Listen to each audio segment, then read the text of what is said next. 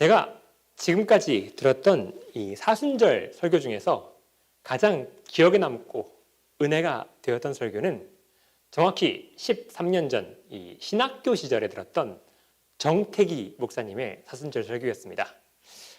역설적인 얘기지만 보통 신학교 학생들이 설교에서 은혜 받기가 쉽지 않습니다.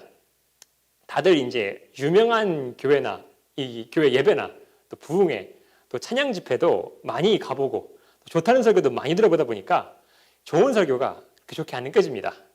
게다가 제일 큰 문제는 이 신학생 시절엔 다들 좀 교만함이 있습니다. 내가 신학생이다. 내가 교회를 좀 안다. 내가 설교 좀만 들었다 하는 치기 어린 이 시건방이 최고조일 때가 신학생 시절입니다. 그러다 보니까 뭘 보고 뭘 들어도 이때에는 내가 목회하면 더 잘할 것 같은 마음이 듭니다. 이 마태복음 13장 예수님의 비유처럼 이 마음이 돌밭이 되어 있는 겁니다. 좋은 설교를 들어도 그 설교를 이 마음 열고 듣지를 못합니다. 그래서 웬만큼 유명하다는 목사님이나 또 부흥 강사분들도 신학교 집회에 와서 이 은혜와 감동을 전하기가 쉽지가 않습니다.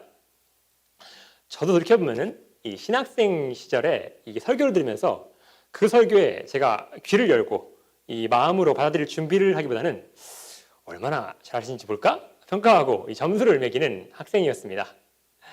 그런데 이 신학교 4학년 때 이 정태기 목사님의 사순절 설교를 듣고 전 너무 은혜 받아서 눈물을 흘렸습니다. 저뿐만 아니라 당시 이게 개강 집회 겸하는 집회였는데 와 있던 전교생이 펑펑 울었습니다. 집회가 너무 감동이 되면은 그 순간에 느껴지는 그 고요함이 있습니다. 이 수천 명이 모인 예배당이 일순간 숙연해지면서 고요한 가운데 막 숨죽이고 흐느끼는 소리, 훌쩍거리는 소리만 울려 퍼지는 그런 순간이 있습니다.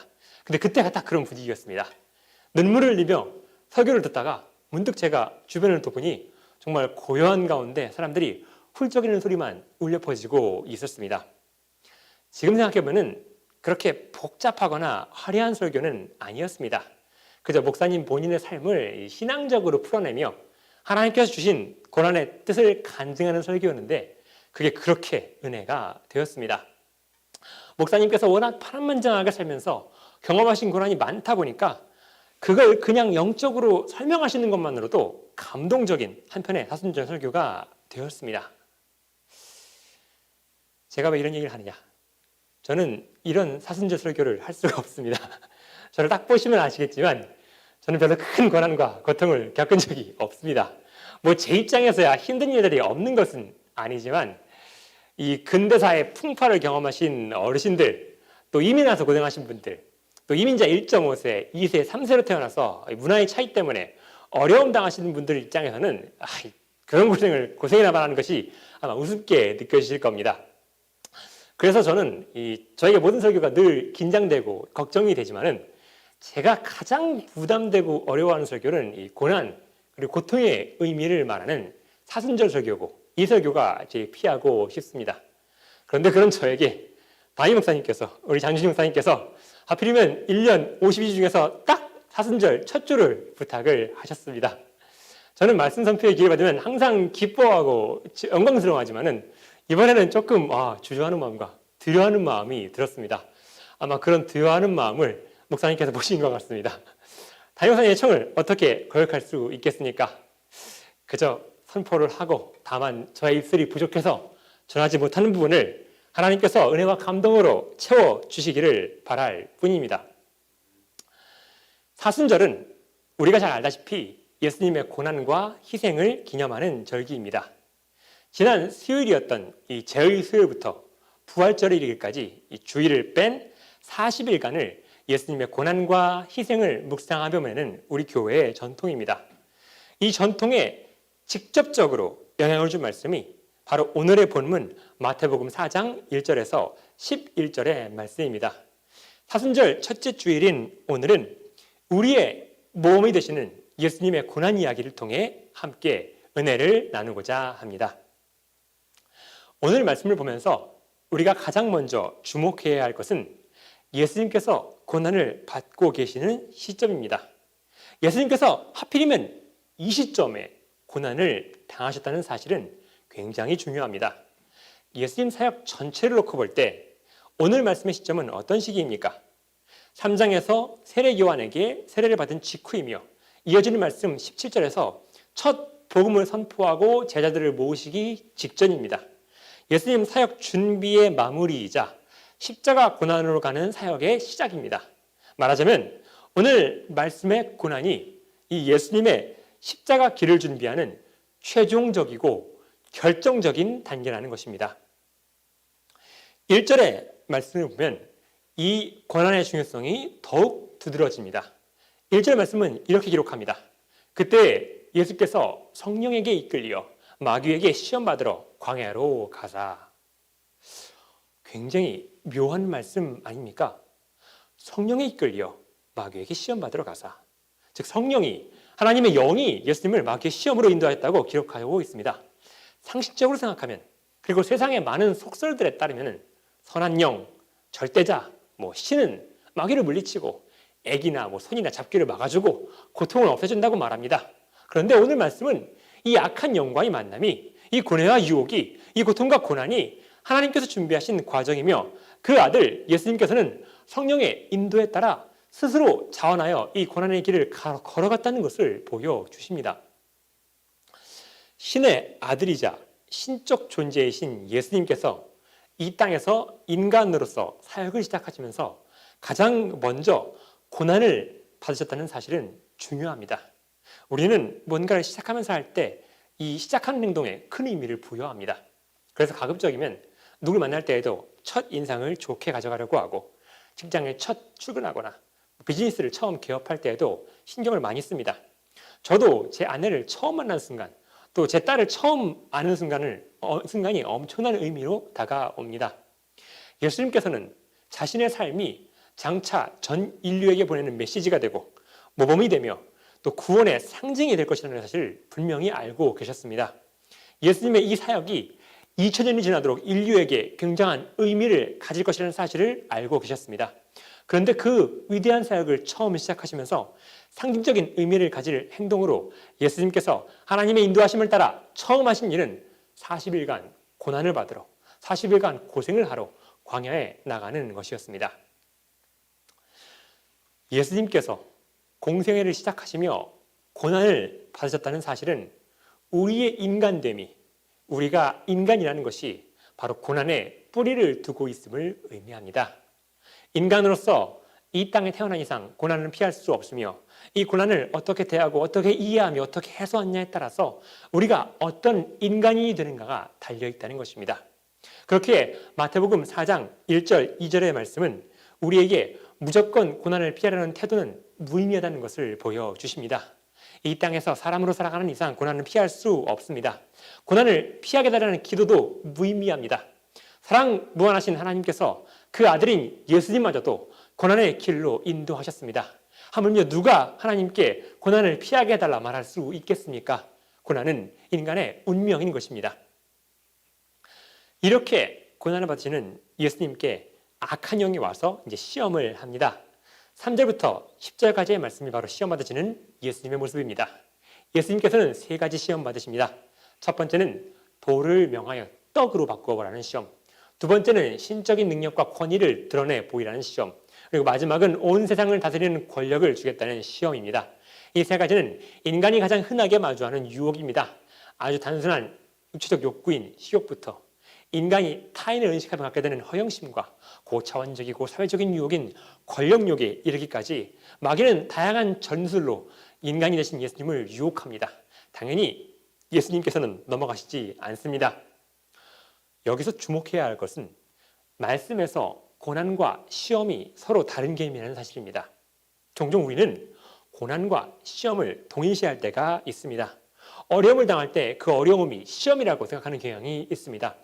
신앙이 좋고 연륜이 있는 분들도 종종 힘든 일을 겪을 때 저 요즘 시험 당하고 있어요 하고 표현하시는 경우가 있습니다. 이것은 이제 한국어 신약성경을 번역할 때 육체적, 물질적인 어려움을 뜻하는 헬라어 페라스모스와 영적인 시험을 뜻하는 페라조메이노스를 똑같이 시험이라는 말로 번역해 생기는 오해이기도 합니다. 하지만 우리가 겪는 시련과 그 시련으로 인해서 내 영이 흔들리는 상태인 시험은 서로 다릅니다.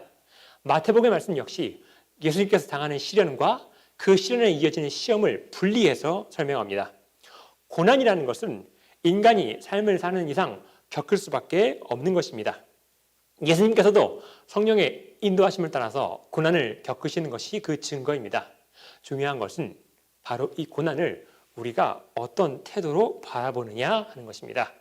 시험을 이겨내는 비결은 고난을 어떤 태도로 마주하느냐에 달려 있습니다. 고난은 우리가 피할 수 없습니다. 아무리 피하려고 해도 결국의 고난은 어떤 형태로든 우리에게 닥쳐오게 됩니다. 그러나 그 고난을 마주할 때 우리의 마음을 흔들어대는 시험은 우리가 이겨낼 수 있습니다. 고난은 우리가 가진 하나님 나라를 빼앗지 못합니다. 우리에게 주어진 고난이 너무나 커서 설령 죽음에 이른다고 하더라도 우리의 영까지 죽이지는 못합니다. 그러나 시험은 그렇지 않습니다. 시험을 이기지 못하면 아무런 고난이 없어도 이미 죽은 것이나 다름이 없습니다. 살아도 참된 삶을 살지 못하고 죽어서는 영원한 심판에 이를 뿐입니다. 우리가 시험에 무너지는 것은 잘못된 욕망 때문입니다. 야고보서 1장 14절의 말씀은 오직 각 사람이 시험받는 것은 자기 욕심에 끌려서 미혹되기 때문이라고 하십니다.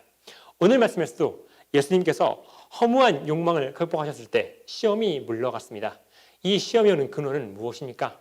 음식에 대한 욕망, 이름을 알리고 싶은 욕망, 권력을 얻고 싶은 욕망은 어디에서 옵니까? 결국 이 욕심은 고난을 피하고 싶은 마음, 쾌락을 즐기고 싶은 마음에서 옵니다.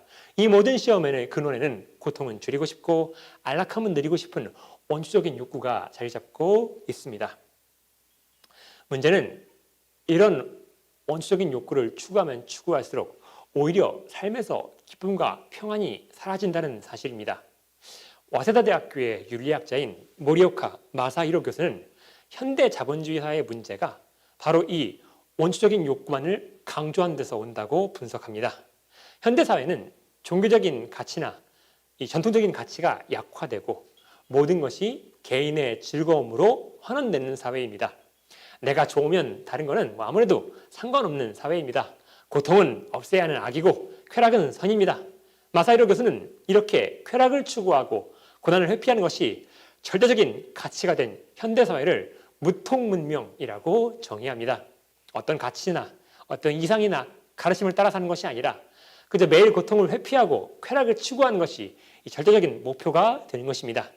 쾌락이 선이 되고 고통이 악이 된 무통문명 속의 현대인은 우울할 수밖에 없습니다.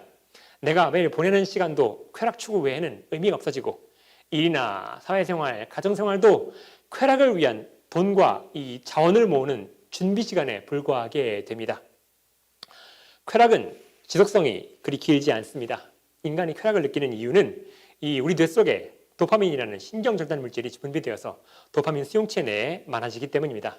문제는 우리 뇌 속의 도파민 수용체는 금방 현재의 양에 적응하기 때문에 아무리 재밌는 놀이, 아무리 맛있는 음식, 심지어는 무슨 도파민을 10배, 20배 폭탄처럼 늘려주는 마약도 금방 적응하고 금방 질린다는 사실입니다. 어떤 쾌락이든 우리 쾌락은 그냥 우리 몸 자체를 볼 때 해부학적으로, 창조적으로 일시적일 수밖에 없다는 말입니다.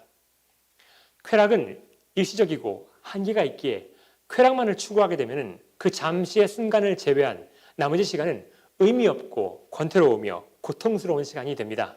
쾌락이 없는 순간을 버티기가 오히려 쾌락에 집중할수록 어려워집니다. 그러다 보니 쾌락을 추구하고 고통을 거부하는 현대인들은 쾌락주의자를 자처하지만 오히려 종교나 도덕이나 전통에 따라 살았던 과거의 사람들보다 더 우울해하고 더 많이 자살합니다. 현대의 무통 인간들은 삶의 목적이 욕구 충족이고 고통은 악이다 보니 고통이 수반되는 모든 행위는 피하려고 하고 이것을 거부하려고 합니다. 예측 불가능한 정신적 고통을 유발할 수도 있는 타인과의 관계도 피하게 됩니다. 모두가 스스로를 자신만의 틀에 가두고 회피합니다. 가장 큰 문제는 고통을 거부하고 피하다 보니 이 남이 느끼는 고통, 내가 남에게 주는 고통에도 무감각해진다는 것입니다. 그러다 보니 자신의 평안을 위해서 남에게 고통을 주는 것이 아무렇지도 않습니다. 사회 전반적으로 타인에게 무관심하고 타인의 아픔을 배려하지 않으며 타인의 슬픔에 무감각한 풍조가 만연해집니다. 마사히로 교수는 현대 사회가 특히 이 발달한 선진국의 사회가 이런 무통사회가 되어가고 있다고 진단합니다. 성경은 이런 무통사회를 선하게 보시지 않습니다. 우리가 믿는 복음은 고통이, 고난이, 버려야 할 것, 나쁜 것, 죄라고 보시지 않습니다. 아니, 오히려 우리는 이 고난을 기념하는 절기인 사순절을 지켜서 무려 40일 동안이나 고통의 의미를 묵상하는 시간을 보냅니다. 세상 사람들은 고난과 고통을 무서워하고 피하려고 애를 씁니다. 그러나 예수님께서는 자신의 삶을 통해서 그 고통에서 십자가의 의미를 발견할 때 거기에 생명이 있고 거기에 능력이 있다는 것을 보여주십니다. 헬렌 켈러라는 이름 아마 많이 들어보셨을 겁니다.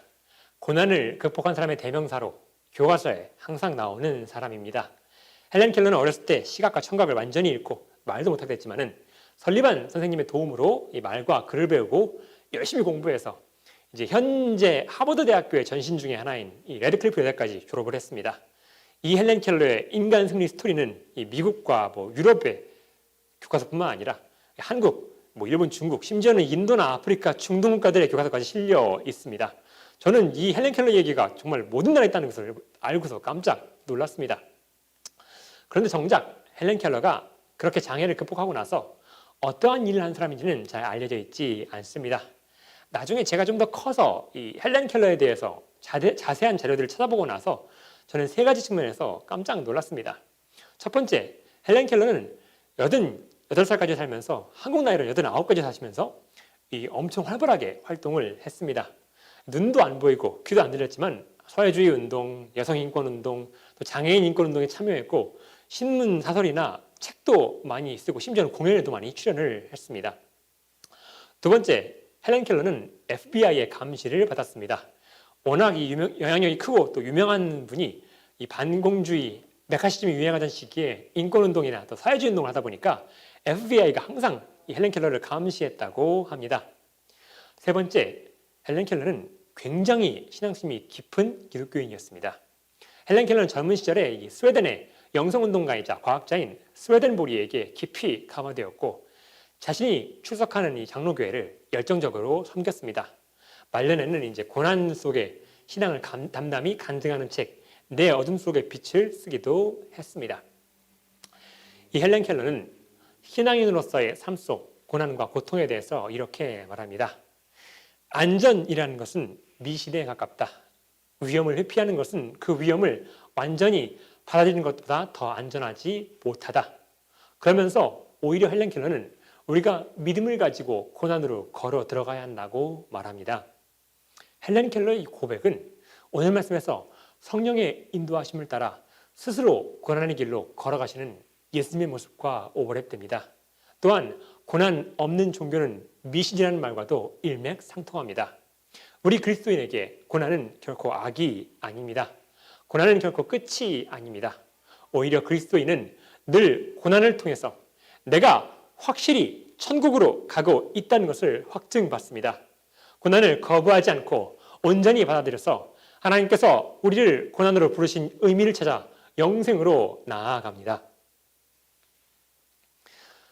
우리가 지금 여기 줌을 통해 모여 있는 것, 이것 역시 고난을 받아들였기에 가능한 것입니다. 이 좋은 날, 햇살이 이렇게 화창한데 이만한 지금 화면 앞에 앉아가지고 저의 재미없는 설교를 듣고 계신 건 엄청난 고난입니다. 이 시간이 고난으로 안 느껴지신다면 그것은 신앙이 그만큼 좋으신 겁니다. 전도를 해보신 분들은 느끼시겠지만 아예 믿음이 없는 사람들은 주일날 이 아침에 일어나서 차려입고 설교를 들으며 앉아있는 것 자체가 고난이자 고통입니다. 성경 공부고 봉사고 헌금이고 할 거 없이 지금 우리가 하고 있는 이거를 하게 만들기도 사실 쉽지 않습니다. 사실은 신앙생활은 이렇게 고난을 받아들이면서 시작이 됩니다. 이번 주부터 지키는 사순절은 특별히 우리가 모인 이 교회가 예수님의 고난과 희생을 통해서 시작되었음을, 그리고 그 희생과 고난이 우리에게도 있어야 함을 기억하는 절기입니다. 우리 그리스도인은 고난의 의미를 기억하는 사람들입니다. 우리 그리스도인은 고난이 끝이 아니며 이 고난에는 반드시 하나님의 의미와 계획이 있고 고난이 아무리 커도 결국에는 예수님께서 승리하신다는 것을 믿는 사람들입니다. 이 고난의 의미를 찾는 신앙, 그 의미를 기억하는 신앙, 그 의미를 지켜나가는 신앙을 통해 예수님의 최후 승리에 함께 하시기를 주님의 이름으로 축원합니다.